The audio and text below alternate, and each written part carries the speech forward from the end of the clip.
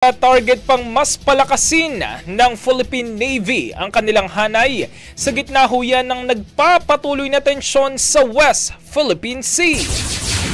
Ayon kay Navy spokesperson for West Philippine Sea, Rear Admiral Roy Vincent Trinidad, pinagtitibay nila ang kanilang naval component ng Western Command at Northern Luzon Command.